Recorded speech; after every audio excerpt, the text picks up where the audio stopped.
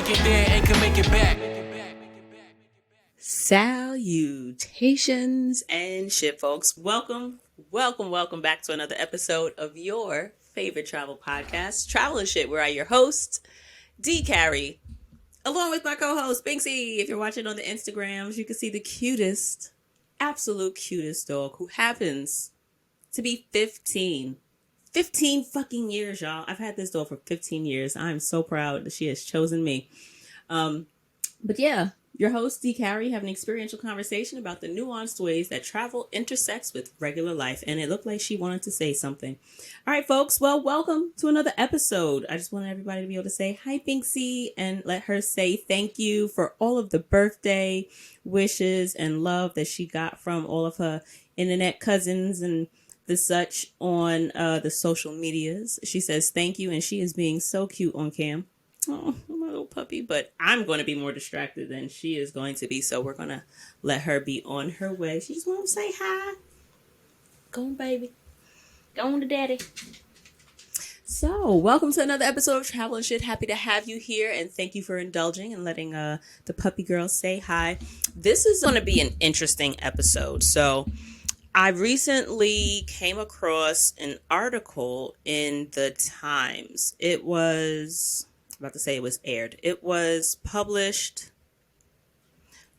April 8th of 2023. Shout out to Allison Kruger, who was the author of that piece. Have eggs, will travel to freeze them. Women are traveling to freeze their eggs. This stood out to me particularly because as a woman of a certain age, I'll be 38 in August. I don't have a problem with that. Pretty pleased. It beats the alternative. I'm not dead, right? However, my GYN keeps asking if I'm going to freeze my eggs. And it's, I don't want to say it's a bit unnerving. Science, I get it. She's concerned with if I am going to be able to safely and healthfully be able to conceive and carry a baby to term. So I get it, right? But now this is absolutely something that isn't just like a little fluff piece or a little story that you see and then move on because it doesn't apply to you. This actually happens to apply to life. Before I dive into the article, I don't necessarily have an answer for her in terms of freezing eggs. Off top, I tell you now, not really interested because I understand it to be quite a, it's a lot. It's a lot, not just financially, but emotionally, physically.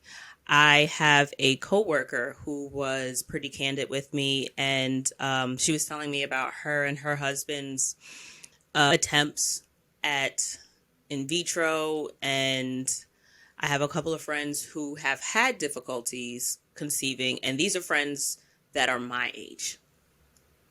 Again, I'm 37. So it's not something that is new to me. It is something that probably within the last maybe 10 years or so has just stood out a little bit more. And the older and older I get and continue to be childless, the more it seems to be present for me in different places that I turn my attention. So this article in particular was really freaking interesting to me.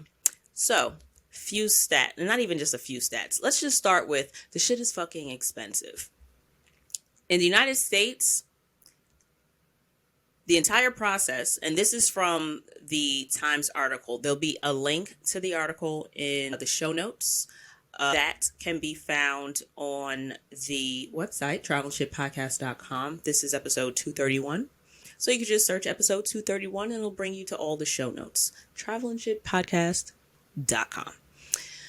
So the entire process, including the medications, the doctor visits, and the average number of years of egg storage, cost about 18,000 American fucking dollars. And Most women can't even count on their insurance to even cover that. They made a note in here as of 2020, less than 20% of U.S. companies with more than 20,000 employees had health insurance plans to cover the procedure. So it makes absolute sense that women would consider leaving the country, especially if they're here in the United States with such an expensive price tag on freezing your eggs. And mind you, that's just the freezing part. You still got to do something with the eggs after the fact. That does not include IVF, in vitro fertilization, which is a completely different process in and of itself. Also doesn't include, it does include the storage of the eggs. So that's another cost that you have to consider. You go through the process, which takes about 2 weeks, and may allow a woman to extend her fertility. Typically, the patient injects herself with hormones to stimulate the ovaries and then undergoes a procedure by a specialist to retrieve the eggs and put them on liquid nitrogen for future use. Also of note, that wasn't noted or mentioned in the article, is that the shit ain't even guaranteed to fucking work. You might have to do it again. So, and that I know particularly applies to IVF. But if you, for whatever reason, go through all of your eggs or your embryos and you are still of a viable age to retrieve more, now you got to go through the process all over again. The only company that they made note of in this article that basically arranges and I don't want to say they maintain, but they put together again, don't want to necessarily call it a vacation because travel is more than vacation, folks. So the company is called Milvia. I don't know where they are detailed. Part of me didn't even want to click on the website because I also don't want a ton of pop-ups about egg freezing, IVF. Like, I don't necessarily need to have it blasted in all of my IG ads, Facebook ads, Twitter ads. I'm good, okay? I remind myself enough. But Milvia handles every detail of the trip, from the flights to the hormonal medication to the doctor's appointments. And their focus basically is making egg freezing more accessible by bringing women to places where the procedure is cheaper. And again, the article I'm referencing is from the New York Times, and the link is in the show notes. The Czech Republic and Spain, for example, remember I said in the U.S., $18,000, which does not even include the process of actually allowing you to use your fucking eggs. Czech Republic and Spain, for example, you can get 1 round of egg freezing done for under $5,400. $5,400 versus $18,000.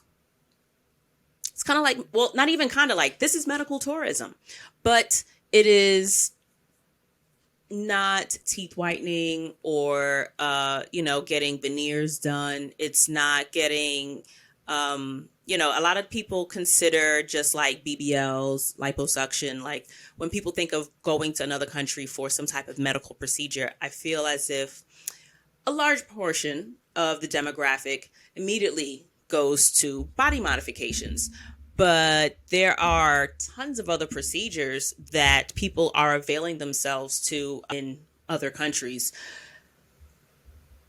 And here we have what is to be, because I put this down, where is it? Global fertility tourism markets, including people traveling to the United States. So that's not just U.S. citizens or people that live in the United States going to other countries, but this includes birthing people who have babies. We are inclusive around here at Travel and Shit. So global fertility tourism market, including people traveling to the United States, is expected to grow at a rate of 30% over the next 7 years, becoming a $6.2 billion industry by 2030. It's a lot of fucking money. Another note is, like I mentioned before, you also have to store your eggs once you retrieve them. Notes on those costs, because additionally, not only do kids cost fucking money, but for some people, it costs a lot of money just to have a child that is also going to continue to suck you dry of your money. God bless them all. You can choose to keep your eggs in a country where storage costs are usually cheaper as well. So in Canada, for example, it can cost under $200 a year to store the eggs. In Spain, you can do it for a little over $200. Yeah, in LA, a year of storage costs about $750 fucking dollars. In New York City, it's more than $1,000. And that information was from Freeze Elf. Because, I mean, I get that that's what you do, but I maybe would have thought up another name for the company if you were to ask me. No one did, just saying. A lot of birthing people also return to the same clinic to do IVF, which is the process that they have to go through if they want to use their eggs, because it's also less expensive in those countries. So the entire shit, kit and caboodle, you can do overseas. So what was really interesting about this story to me was one of the quotes from one of these young ladies was, people that have traveled to freeze their eggs said it transformed the procedure, which can be arduous, into something that almost resembles a vacation. People, I am deliberately not saying women because inclusivity. People who have traveled to freeze their eggs said it transformed the procedure. As of the publishing of this article, they were doing what appeared to be a group of people to London. And according to the article, they chose London because, one, they wanted to choose a location that they were comfortable with the standards of health, as well as it being an English-speaking country for the people that they were bringing over there. They'll arrange for sightseeing. They'll arrange for you to meet other people that are in the process or on the trip, if you will, to have their eggs frozen. And they will also set up you just chilling in the room, because you're taking hormone injections. So your hormones are going to be all over the place. It's a fucking injection. So if that's skeeves you out, you're a little squeamish or whatever, and you're just not in the mood to be jovial and excitable, then they can arrange for you to just chill in your room.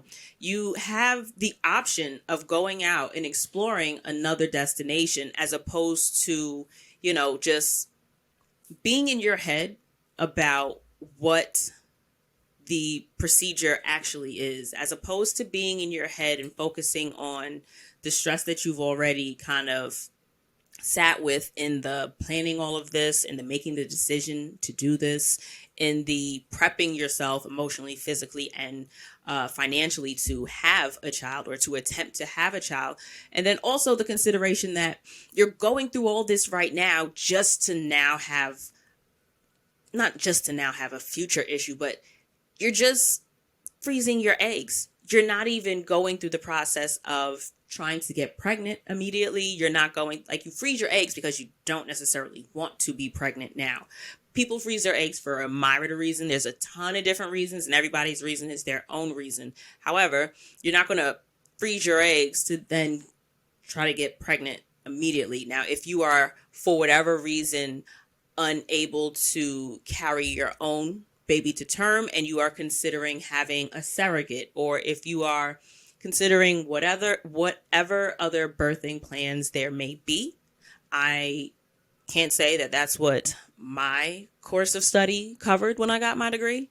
So I can't even tell you what all the reasons or all the options and, procedures there are for that. But if you're freezing your eggs, it's because you don't want a kid right now. So it's a world of stress to get yourself to that point where you make the decision, whether you're doing it on your own, with a partner, with your family, with friends, whatever the case may be. It's enough of an occurrence. It's enough of an undertaking to then have to revisit and have the entire IVF process, still be on the table for you to do. So a lot of people, and by a lot, I mean the people who are deciding to travel to freeze their eggs, it makes sense. It makes sense that you would want to possibly detach yourself from the stress of regular life, from the stress of whatever is going on in your world, that, or the joy, because not everybody decides to put off having kids because it's a stressful situation. Some people just decide, I'm having a good fucking time now. This just isn't the best time for kids for me right now. So whatever your stress is, whether it be good stress, bad stress, indifferent stress, wherever on the spectrum or in that Venn diagram your feelings and emotions fall, the opportunity to turn that experience into the experience that travel allows you to, being in a new environment, being in a new setting, being around new people, having the ability to kind of just, you know what? Maybe I'm not going to focus on work for these 2 weeks. Maybe I've got time, or maybe I've got leave, or whatever it is that you end up taking, so that you can put yourself in a more calm space so that you can be present for what this is. Because another thing, because I was talking about this with the boyfriend, and in my mind, I'm like, if I were to freeze my eggs, I wouldn't want them to get the stressed eggs, right? The stressed out ones. I would want to physically be as calm as possible so that the eggs that they are harvesting are going to be happy eggs, healthy eggs, hopefully, right? You would assume that you are going to freeze your eggs, again, assumption. You would assume that you are going to freeze your eggs a little bit later in life, right? I guess there may be a 20-something that is freezing their eggs. Don't know. Didn't Google those stats. But I'm going to make the assumption that people that are freezing their eggs are going to probably be, let's say, 33 and older. I wanted to say 35 because it's a round number, but well, let's say 35, because basically they tell you that 35 and up is basically downhill, your geriatric pregnancy from there.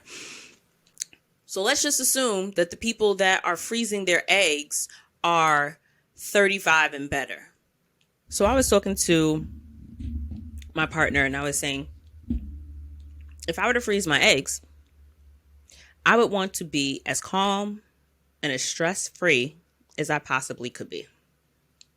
The idea of being able to separate myself and remove myself from the normal stress of everyday life and have this procedure and process occur when I historically are at my happiest. Like, I enjoy travel. Why would I not, should I have the means, why would I not want to make this experience, which is already a stressful experience, as enjoyable as possible? And one of the quotes was from a young woman, Lauren Stevenson. And I'm saying her name because she was directly quoted in the article. She actually lives in London, 42. She chose Norway to freeze her eggs. And she basically said, people talk about egg freezing in such a negative way. It's intrusive. It's painful, she said. I feel like if I was in a beautiful, serene place, it could actually be a different experience. And that was a real, like, nah, I feel you. I'm going to be stressed. This isn't something that I would opt to want to do if I didn't feel as if it were in my best interest. So if it's going to be something that I'm already a little, here we go, this is going to be a lot, I would like to make it, I don't want to say enjoyable, but as low stress as fucking possible. So I personally haven't given much thought to where I would go in the world had I decided to freeze my eggs. However, there apparently are currently hotspots for egg freezing. So Mexico, and I quote, Mexico, because if you are going somewhere nearby, it's close and just so much less expensive. This is for American women, obviously. Barcelona, because it is such a sexy city, there is never a bad reason to go, but also it's the most advanced country in Europe for research and new development. I mean, Barcelona was cool and all, but I personally would rather sit on the beach all day if I could. It's not that Spain doesn't have beaches, but I don't know that Barcelona is a coastal city. I'm not a geography girl. But and then also, who's to say Mexico is huge? Who's to say that where they're actually doing these procedures or the place that you choose to do the procedure is going to have a beach? If I were to have the procedure, I know that I would want to be one in a place where they spoke English. I don't speak enough Spanish, and as great as my partner is, he speaks a little. He is, God bless him, medical Spanish is not the same as conversational Spanish. Fair, right? So I would prefer to be someplace where there is no language barrier. Another note that they made in the article was cultural barriers. For example, I wouldn't necessarily jump at the idea of going to the Czech Republic to have the procedure done, because there I feel like I'd run into a couple of different cultural differences that I wouldn't necessarily want to add to my plate while I'm already going through a stressful procedure. A lot of birthing people will go back to that same country. So not only will you have the egg freezing procedure, you can choose to store your eggs at that location, at the destination where you decide to travel to have it done. Or in addition to, you can also return for the IVF procedure, because across the board, all of the shit is cheaper outside of the United States. And what was cool about the company Milvia is that they can arrange for every detail of the trip, from the flights to the hormonal medication to the doctor's appointments.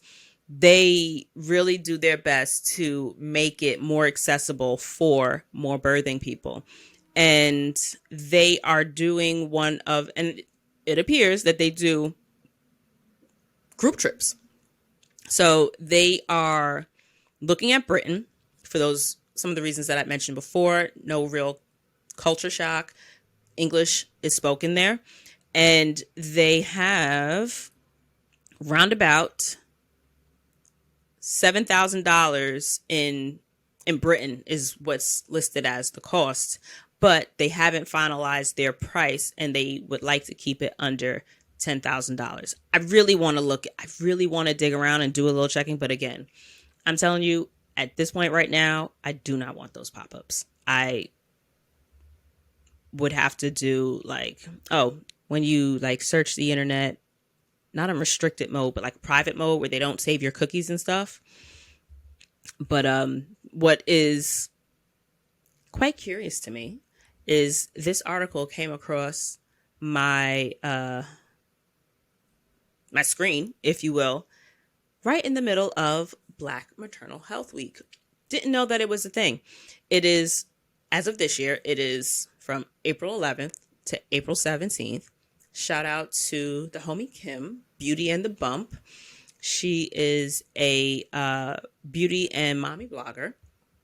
And she is the one that made me aware that this was even a thing. She posted a beautiful maternity photo that she had and raised that awareness to me. So I was aware that, of course, Black maternal health stats are trash. I want to say Black women are 2 to 3 times more likely to die in childbirth. And oddly enough, I was reading an article maybe a month ago where they further broke down that statistic through, what's the right word? Money. Based on rich people, poor people, middle class people, whether you had insurance, whether you didn't have shit like that. They broke it down across different demographics, and it appeared that the more money you made didn't save you. Prime example, I feel like we all go to the good sis, Serena Williams. If they could ignore her, world-class fucking athlete, a champion performer, if they could ignore her while she is saying something is wrong with her body, I am personally not expecting for my word to be taken at face value. So from Kim's from Kim's post, she had a comment here. The statistics are staggering. According to the CDC,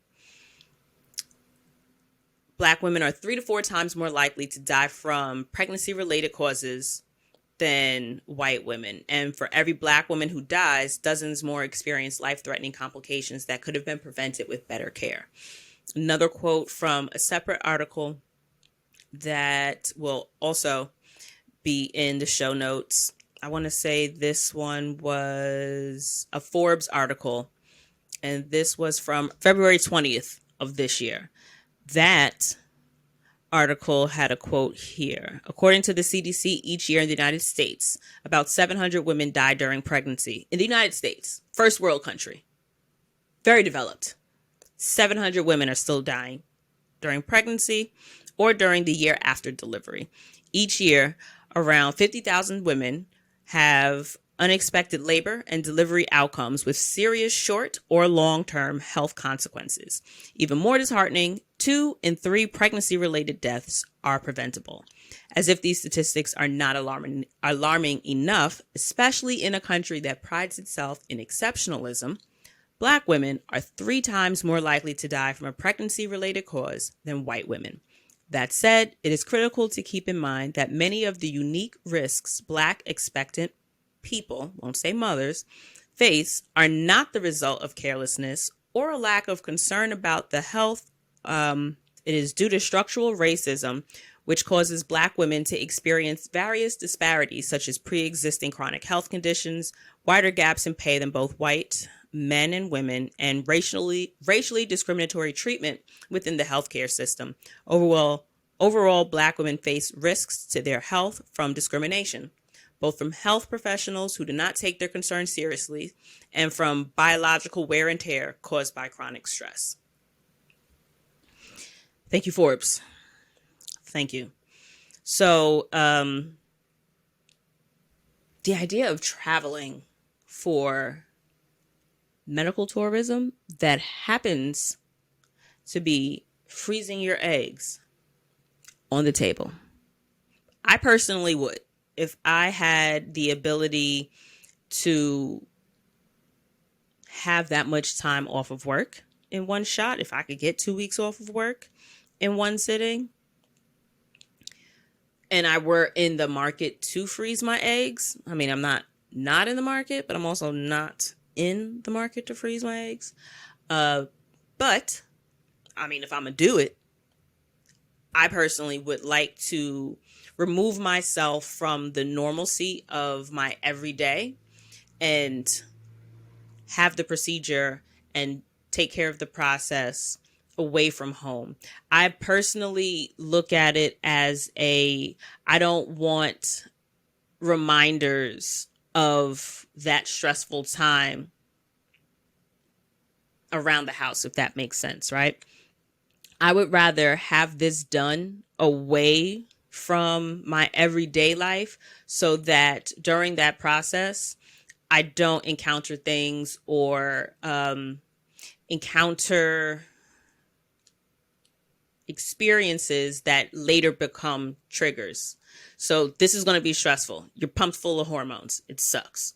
So 5 months from now, 8 months from now, I don't want to look at the couch that I would sit on to have all of the medications laid out, or I don't want to look at the robe that I wore every day because I was stressed about it. I don't want to have to go to work every day after giving myself this injection. Like, I don't necessarily know what the process is. Like, if you can go sightseeing, if you're up to it and meet other people and do other shit, I would assume that you may possibly be well enough to go to work afterwards, if that's the case. Like, I don't know what it is.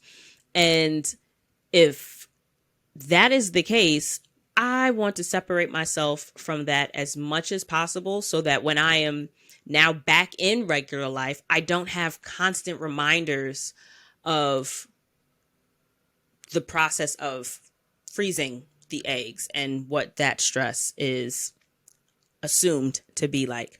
So I personally absolutely would. And if we were looking at the few countries that they had in terms of options, I could say I might go to Spain. I could say I might go to London. I've been to both places. Neither one of them necessarily have anything that I could say I'd want to repeatedly revisit or do again. So if for whatever reason I was extra stressed about the procedure and it was just like, my God, it's done, never want to think about it again, I think I'd be cool with never going back to Spain. I think I might be cool with never going back to fucking London again. So I would choose one of those two countries personally. That's my part. That's how I feel about that. Additionally, one of the things that I am adding to the podcast for solo episodes, I will be answering an audience question. Feel free to ask on Twitter or on Instagram or via email. I am Travelin' Shit, which is TRAVEL, the letter NSH_T on both Instagram and Twitter. Feel free to DM me on one of those platforms or send me an email to dcarry@travelandshitpodcast.com and ask me your travel related question. And by travel related question, it could be tangentially related. It doesn't have to necessarily be about, what was the food like in Bali? If that's your question, ask the question, right? But it can also be something like, if you could wrap any food in your arms and never let it go, what country would have the food? Whatever your travel question is, send that my way, and you could be the question of the episode. Also of note, I'm sending y'all merch. So I want to show my appreciation. If you are the chosen question, I'll be sending you some merch. So Tessa Curls NY, thank you for answering the story prompt. And her question was travel insurance. Do you recommend? And I felt like this was the best question to include on this episode because tangentially related. And my answer is yes. I absolutely recommend travel insurance. And here's why. Not because I know all the details and cross the T's and dot the I's and all the information about travel insurance and all that jazz. I don't. I skim all of the travel information, the insurance information. But one thing I am certain about, me. I'm certain about me. And I know if nothing else, it brings me peace of mind. So my reason for recommending travel insurance, well, my recommendation in terms of insurance, know yourself. Well, it's a two-part recommendation. The first part is know yourself. If you believe it'll bring you any semblance of peace, if it'll take a little piece of stress off your shoulder, do it. Especially considering there are companies that will provide relatively comprehensive coverage while you're abroad in terms of like water activities, different outdoor activities, different types of occurrences like visits, airlifting, reimbursement for different things. It's not just sickness and, medical emergencies. They also cover change of plans, cancel plans, delayed flights, lost luggage. A lot of that is all covered under different insurance plans. I personally generally purchase insurance with Alliance. I want to say if I'm pronouncing that right. Yeah, Alliance Travel. Because that's what the pop-up is. Usually when I buy my flight, there is an option. Do you want to protect your flight? Sometimes I choose it, sometimes I don't. Depends on how much it is.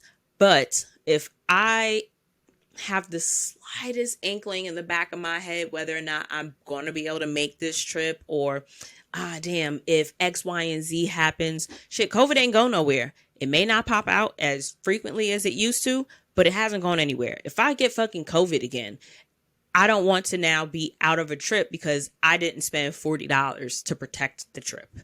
So for me, I know that spending a small amount of money to be able to get my $1,000 back on flights, or God forbid something happen. If I know also I intend to do some buck shit while I'm out there, if I intend to get a little crazy, like if I know I'm going to do zip lining when I get out there, if I'm already looking at a swim in a shark cage kind of experience, I'm a bit more inclined to get some shit in the back pocket so that I don't feel as if, God forbid, something happened. You could fall down the fucking stairs. I remember we were speaking with one of my past guests, Casey Isabella. She ended up falling off one of them scooter bikes and ended up having to go to the hospital for stitches. So anything could possibly happen. It could be as simple as, you twist your ankle dancing because you're not familiar with the layout of this club and you miss a stair. Now what you gonna do? You could have spent $30 and had travel insurance. So I personally recommend it because primarily, reason one, peace of mind.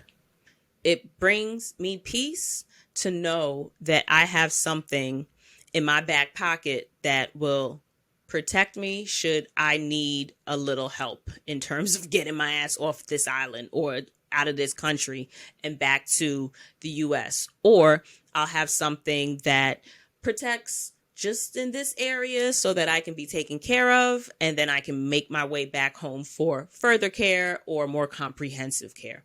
So yes, I absolutely recommend insurance, but I can't say that I recommend a particular company. I don't know enough about the different travel company options that are around. Like I said, I've always just used Alliance Travel because that's what was accessible to me. That's what was available, and that's what I ended up just using. Really that simple. Not because they're better or worse than anybody. They were there. So I'd be curious if you guys would be interested in a travel insurance episode. I dabbled with the idea. Let me know. Again, you can shoot me that email or one of those DMs when you ask your audience questions, and we'll see if we can get that in the works for you. I have a lot of other really, really, really dope guests coming up that I'm super excited about. And this episode was a little bit like of a precursor. I don't want to put too much out there because it might actually be 2 different episodes if I can get both people to join me. So I'm really looking forward to putting that together, but it'll absolutely be another, I guess you can say, medical tourism episode in terms of babies, birthing, and international experiences with that. So hint, hint, hold on to your skirts, your bras, your boxers, whatever you decide to wear. Hold on to your drawers, folks. Working on that. So that was this week's episode. I hope it put a little bit of information, a little bug in your ear. So for all of my on the downward slope of pregnancy friends, there are options to make what may be a decision on our horizon a little bit more enjoyable. So check out those show notes, travelandshippodcast.com, episode 231, and dig into a little more information. Black Maternal Health Week. News to me. Happy that it's here. I'm anxiously awaiting a month now that I am part of that demographic. Well, I've always been part of that demographic, but I'm especially, in my mind, more stressed member of that demographic because I'm also just going into it as an older mother. Not now. Not me, not now. I don't want kids right now. But like this soon of things. And here comes my 15-year-old child, furry baby, sauntering tap shoes into the room. I don't know if you guys can pick that up in the background. But yeah, Binksy walked back in. This is my child. So the information is there.